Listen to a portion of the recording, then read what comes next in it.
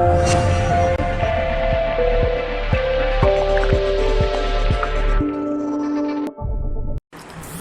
राम, नमस्कार साथियों, आप देख रहे हैं हमारा YouTube चैनल। और आज हम जो वीडियो लेके आए हैं वो लेके आए हैं हदबस्त के ऊपर कि भी हदबस्त जो नंबर है वो क्या होता है और इसको किस तरीके से समझना है वो हम आपको समझाएंगे। जैसे हमारी जमाबंदी या जिसको देसी भाषा में हम फ़र्द बोलते हैं, जो फ़र्द जब निकलवाने जाते हैं तो उस टाइम हमारी जो फ़र्द है उसके ऊपर एक नंबर लिखा होता है, जैसे गांव का नाम, हदबस्त नंबर, तहसील और साल, क्योंकि भाई कौन सी जो जमाबंदी हुई है उनकी कौन सी साल है इस फ़र्द की, तो इसी तरीके से उस पर हदबस्त नंबर लिखा होता है। तो हदबस्त के बारे में आपको मैं बताने जा रहा हूँ कि हदबस्त होता क्या है। जैसे आपको आसान भाषा में समझाएंगे कि जैसे कोई भी एक तहसील है, उस तहसील के अंदर जैसे 40 गांव पड़ते हैं, तो उन सभी गांवों को एक अलग अलग नंबर दिया जाता है रेवेन्यू डिपार्टमेंट की तरफ से।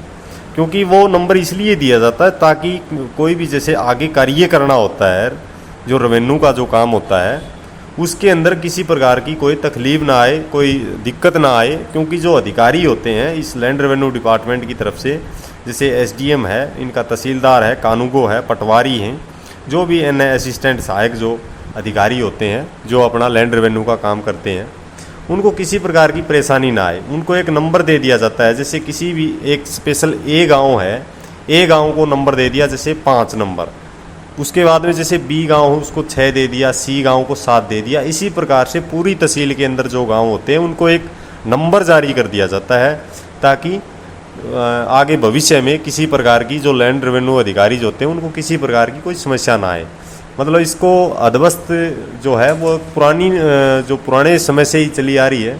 जो प्राचीन काल जो था हमारा, उस टाइम से ही एक हदबस्त जो नंबर है वो भूमि रिकॉर्ड को एक प्रतिबंधित तरीके से, मतलब एक अच्छे तरीके सुव्यवस्थित एक ये तरीका है।